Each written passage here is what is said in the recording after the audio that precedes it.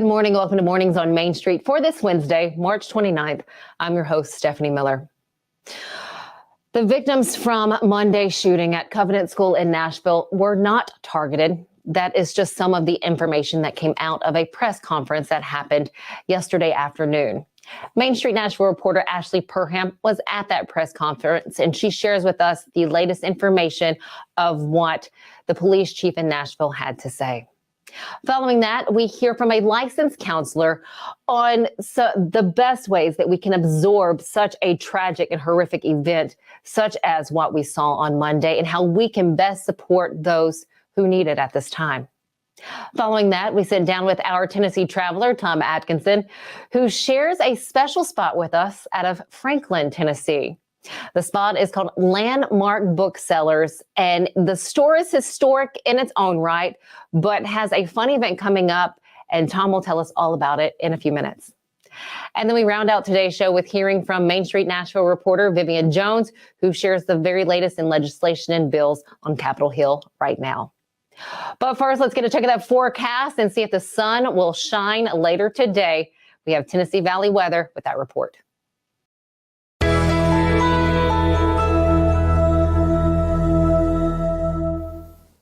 Hey folks, happy Wednesday, and thank you for stopping by Tennessee Valley Weather and Main Street today with a check on your forecast. I'm Ben Luna.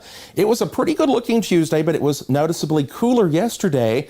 That's a trend that will carry over into this afternoon, so make sure you grab a jacket, especially if you don't like the cooler weather. We'll be in the lower 60s for the most part as we head through this afternoon, but don't worry, warmer weather returns along with a chance for storms.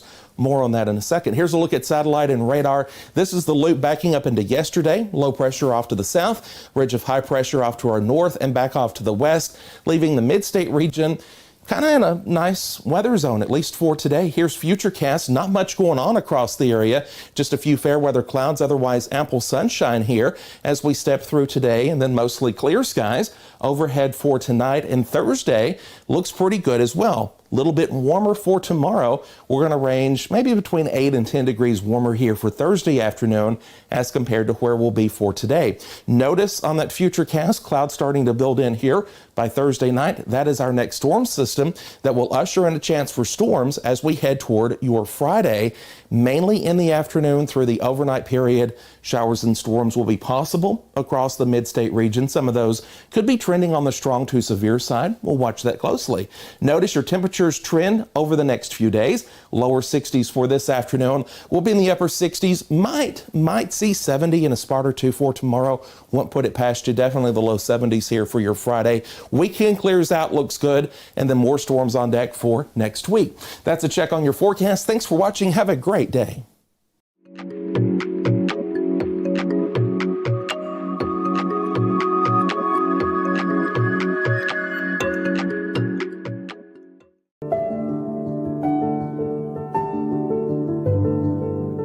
Welcome to the Omni Nashville Hotel, urban elegance with a vintage touch. Our 800-room hotel opened up in the fall of 2013 with 746 guest rooms and 54 suites.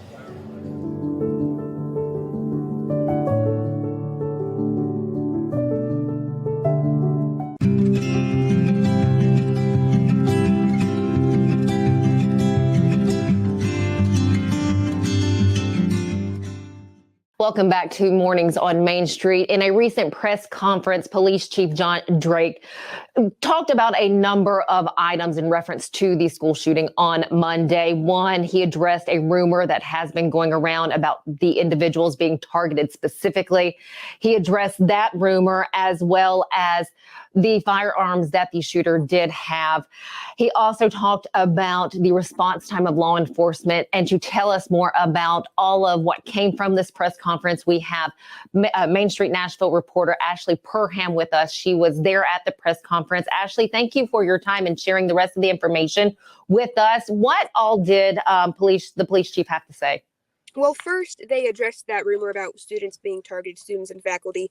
They said, to their knowledge, individuals were not targeted. The school itself was targeted.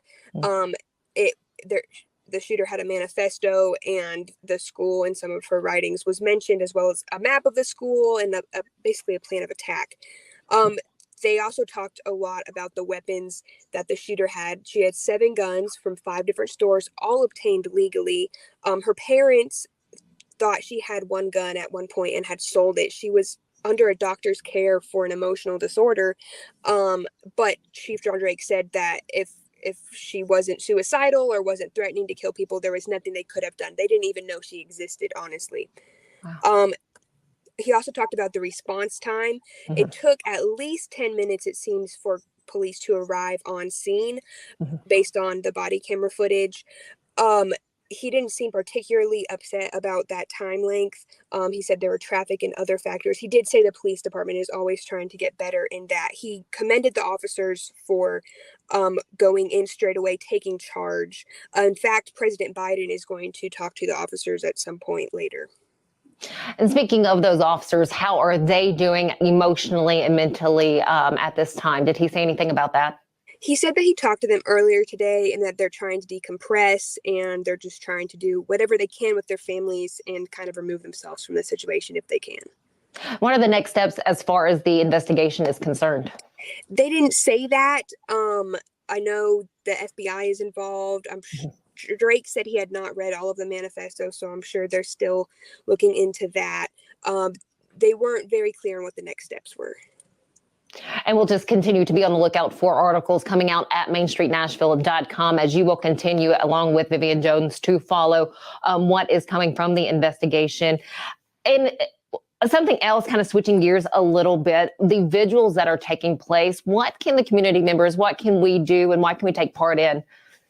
On Wednesday night at 5:30, there is a city vigil with Mayor John Cooper, Metro Council member Russ Pulley, State Rep Harold Love Jr., and Chief John Drake, and additional speakers will come. That's at Public Square Park, Nashville, right outside of the old courthouse.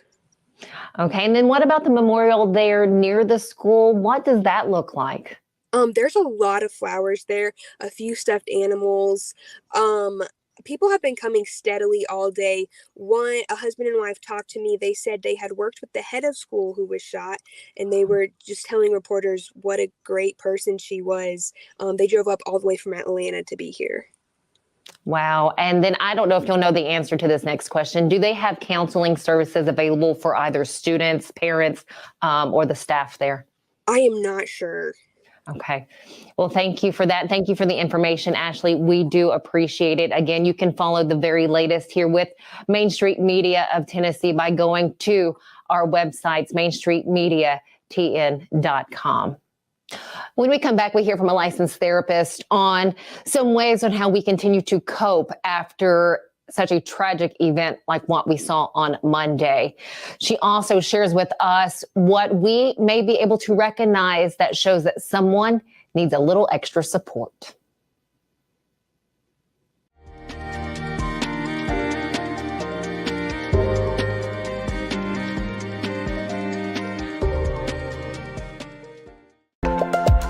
There's a lot to consider when it comes to choosing a Medicare plan.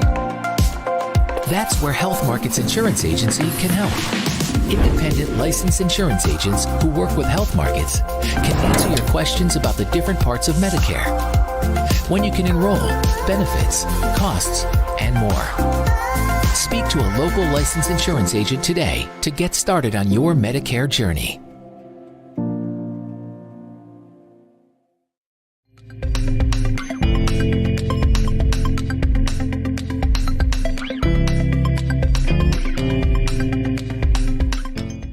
Welcome back. So now we are sitting down with a licensed counselor, Susie Dukic.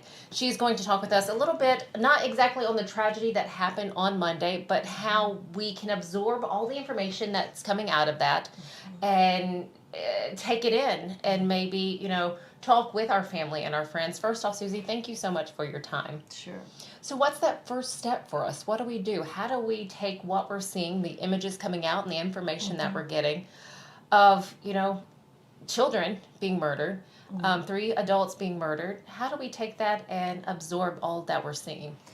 Well, as a parent, as an adult, you want to take a step back and try to process the event yourself first. Before you offer that reassurance to your child or children, you need to understand the event yourself. And that doesn't mean fully. It just means, okay, how am I feeling about this so I can be strong for my child? So I would think that would be the first thing is reassure ourselves before we can reassure our children. You know, we all have our own thoughts, our own take on whether it be mental health, whether it be gun control. How much of the information that's coming out should we be consuming in your mind as adults, as parents? You know, should we be watching every newscast that comes along? Should we be reading everything that's on social media? How much of that should we take? Are you being specific to the tragic event? So this one or any other one, either one that is something else that may come to pass. Violent in the communities. I think, first of all, if soon after a recent tragedy, I would say step back from the media a little as the parent. For your child, I would shield them from it, especially young children. I would step back and try to sift through facts. Perhaps a few days after an event, listen to your local police reports when they do updates. It's pretty cut and dry. It's not as sensationalized. But as you're developing your view or opinion on everything in the media, try to narrow it down first. And I'm not saying shield everything, but just try to start out slow and try to address facts. Okay. How do we, I guess, keep our emotions from the facts, especially when talking with a younger person? Well, again, I would step back and do some processing myself. We have to take care of ourselves and pay attention to what's coming up for us as adults, because children are very in tune to their parents, and they will pick up on that fear of society and the community. And so also an adult may reach out, first of all, to family and friends for support. Just talking about it helps. And if they need a little bit more than that, maybe a professional mental health worker. One really important question is, how do we, I guess, recognize someone in our circle who may need a little more support? So they say there's something who has experienced this, or if there's someone, you know, that's goes to maybe the school or the church, and we are watching those around us. What are those signs that may show us, hey, we need to rally around this person a little bit more? Okay, adults and children will respond differently. So, and I'll give a little bit there. I know we're limited on time.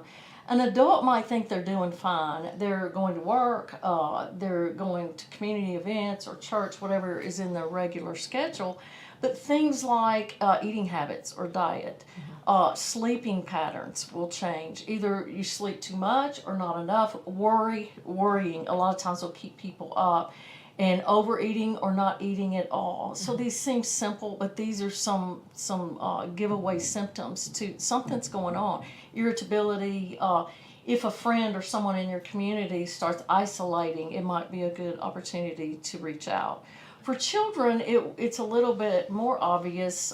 Same thing, maybe temper tantrums. Bedwetting may start back when they've been trained already, and I would just suggest to be patient and give the child time, maybe allow more time for tucking a child in at night, because they need that reassurance from a parent. Last question for you. You know, shootings happen, it seems, often, and in a place that is considered a safe space, which should be a school and or church. Unfortunately, what happened on Monday at Covenant School is something that may trigger in emotion of someone else who has gone through that similar event.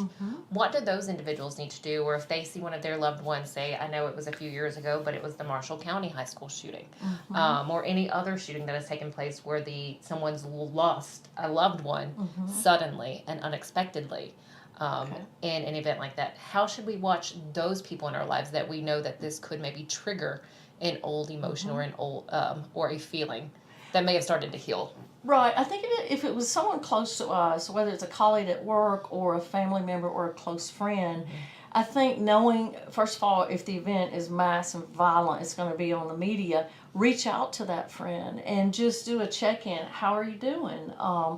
And I think that's a good first step.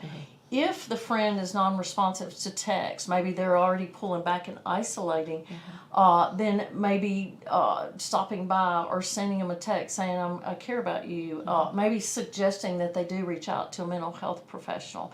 But I think the number one thing is just to say, what do you need from me? You know, I'm here. Let them know you're here. Just being there goes a long way. Yes. Thank you so much, Susie, for You're your welcome. time. I appreciate just a little bit of the insight that hopefully some of this information can help those watching or seeing this right now.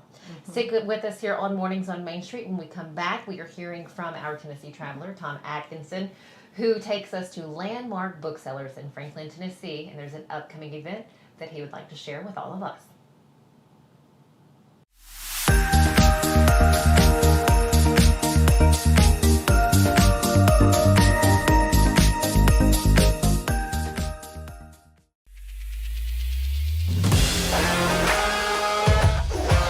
Hockey in Music City just hits different. It's one big honky-tonk party. It's the sea of gold in the crowd, the goals, the saves, the celebrations. It's an experience like no other. Experience Predators hockey all season long. Visit NashvillePredators.com/season tickets and join the Loyal Legion today. That's NashvillePredators.com/tickets, and we'll see you at Bridgestone Arena.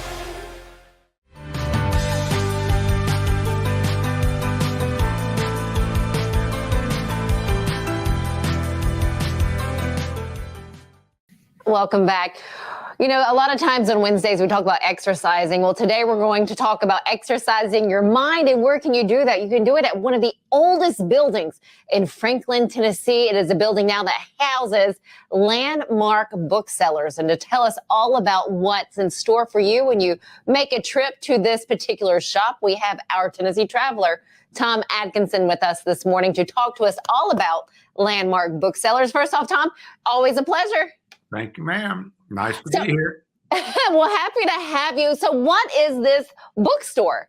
It's a historical treasure itself, even if it didn't have thousands and thousands of really cool books in it.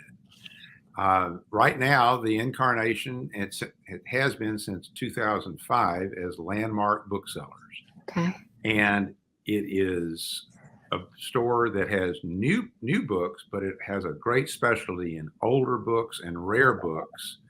So if you're looking for a William Faulkner signed edition of something, you can find it there, or you have a good chance of finding it. All manner of really nice, peculiar, in the sense of rare, special things. And the owners, Joel and Carol Tomlin, they'll help you find stuff. They're good. And it's a bookstore that you can actually we get down and pick up a book and read right there, right? Oh, absolutely. It's lots of contemporary titles in there. There are places to sit and read. I'll bet they wouldn't mind if you came in and sat down and read for a while and put a book back on the shelf and left. They are that nice. I love spots like that. Now, how old is the building exactly? Do you know? It was built somewhere between 1806 and 1808. They're sure of that 2-year time span. I think one of the really neat things about it is there are four big white columns out front. Each is a solid Tennessee poplar tree. That means those trees have been holding that part of that building up for more than 200 years. Wow. I don't know what surprises me more, either that or the fact that they had their first inventory was more than 35,000 books. Yep. Joel told me that he and his wife were looking for something that they could do together, which is a commendable exercise for any marriage. But they found a bookseller in Green Hills in Nashville who was wrapping up his career, and they acquired his collection that had 35,000 volumes in it. And that was the core of what the Tomlins started Landmark Booksellers. And obviously it's grown from then. As Joel likes to say, they have books now that are from $10 to $10,000.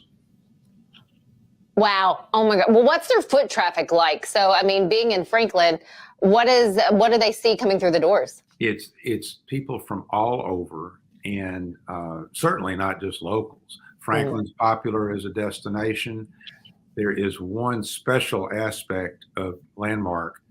There's a very popular writer named Karen Kingsbury, and she has written probably dozens and dozens of books.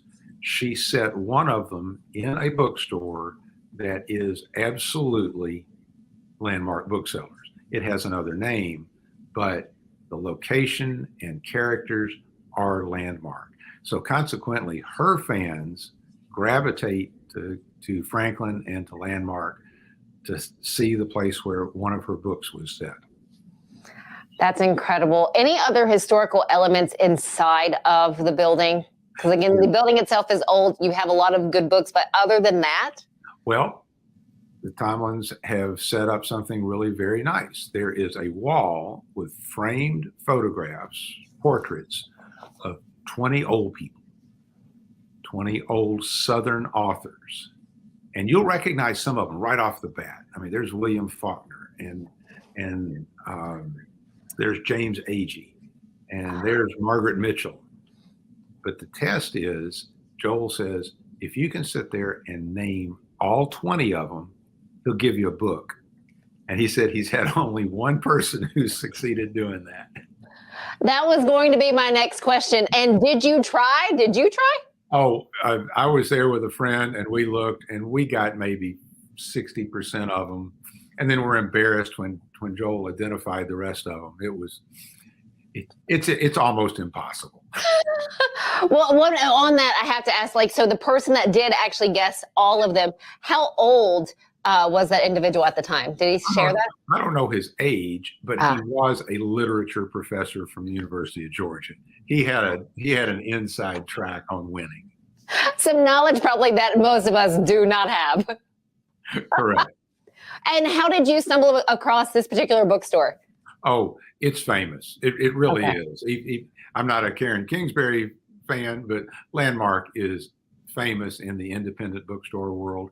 And I love sending people out from Nashville. That's the theme of the Tennessee Traveler in Main Street, Nashville. And sending them to a classic independent bookstore is just a fun story. I would say Landmark Booksellers. Put it on your list if you're listening to this. Make sure you make a trip to Franklin, Tennessee to visit this particular shop. Tom, thank you so much. We always appreciate you. I have one special reason to go. Please. Tomorrow, Thursday, 5 o'clock to 7 o'clock, I'll be there signing copies of my new book, 100 Things to Do in Nashville Before You Die. And in true Nashville fashion, I'm going to have a songwriter there with me, a wonderful guy named Les Kerr. And Les is going to intersperse some of my babbling with songs that relate to some of the things I'm talking about. It's going to be a fun time, Thursday, 5 to 7 p.m. It doesn't get any better than that, you guys. Tom Adkinson and Les Kerr right there on Thursday. Thank you for sharing that with us. Look forward to seeing you, and y'all keep traveling. We will do it. Thanks, Tom. Until the next time, we'll stick with us here on Mornings on Main Street because we have a little bit more coming up after this.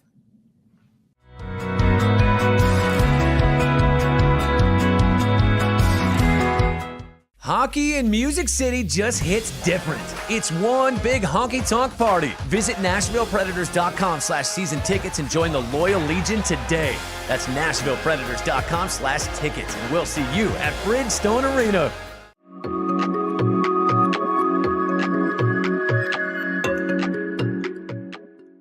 This morning, we are going to roll into our conversation with our government reporter, Vivian Jones. You can find all of her articles at MainStreetNashville.com. But Vivian, a lot going on with you always. What do you have for us? Good morning. Yes, last week, this is really important for Nashville residents. The Metro Nashville Planning Department released draft redistricting lines for the new Metro Council districts. According to a state law that passed earlier this year, the Metro Council will have to reduce its number of seats from its current 40 members down to a maximum of 20 members. And there's a really short timeline to redraw those redistricting lines. According to the law, they have to redraw those districts by April 10th to reflect the cap of no more than 20 members. So those draft lines were released last week by the planning department, and Metro planners are asking for public input from Nashville residents on the 15 district draft that they've submitted that would include 15 Metro Council districts and then 5 at-large members. And then also there's a 17 district option that would include 3 at-large members. The draft maps are up on our website. They're up on the Metro Planning website, and links to those are in the story that I wrote. But they're requesting public feedback, both online and online comments. And there's a series of public meetings they're holding this week to get public feedback. So they're encouraging members of the public to weigh in, to take a look at those, and feel free to let planners know what you think of them. Well, I don't know if you've heard, what's the feeling now with this? Because I know at first there was a little bit of frustration because you've had individuals submit, either their application for different seats in different counties. So what's that feeling? They're in Davidson County. What's that feeling now? Yeah, well, the biggest takeaway from this is it's a really, really short timeline. Last year, after the 2020 census, this was a weeks-long process of public feedback alone. And this week, I think there's 4 days of public meetings. And they're essentially day-long public meetings. So you can kind of go, depending, check and make sure that the hours align, but there's a lot of opportunity within this week for public feedback. But it's abbreviated as compared to last year's process where it wasn't so rushed. But the reason for that tight timeline is because we do have Metro Council elections coming up later this year. So people are running up against filing deadlines to run for these new districts that are now going to be in different places than what they possibly were when they picked up the paperwork to actually file and become a candidate for that seat. So it's a really tight timeline. And there's been some criticism that was the intent of the bill, to kind of rush this. I don't know, but certainly everyone is feeling the pressure of the deadline. All right, well, can't wait to check in with you here next week. Vivian, thank you always for that information. And for those out there who are curious and want to follow every day, you can catch Vivian at Main Street Nashville with all of her latest articles there. Vivian, thanks so much and have a good afternoon. Thank you. All right, stick with us here Mornings on Main Street. We have more after this.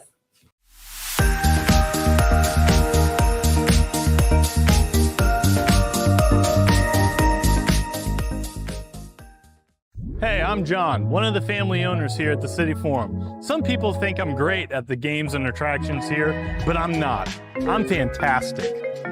It's your mom. Might want to pick that up. Go low with 18 holes in mini golf. Channel your inner Ricky Bobby on the go-kart track. Play in Clarksville's only 7D motion theater. 10 lanes of family fun bowling. Don't forget about our big birthday party rooms. So come on out to the City Forum and try to beat some of my high scores.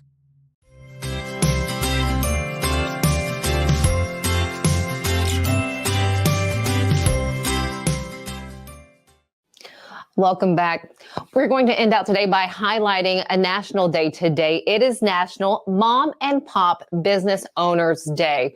Why is this important to highlight? Well, small businesses are so vital to all of our communities that we live in. So if you have a mom and pop business in your area, pop on in, buy a little something, maybe a gift card for someone or just for yourself. But again, get out and support those local mom and pop business owners.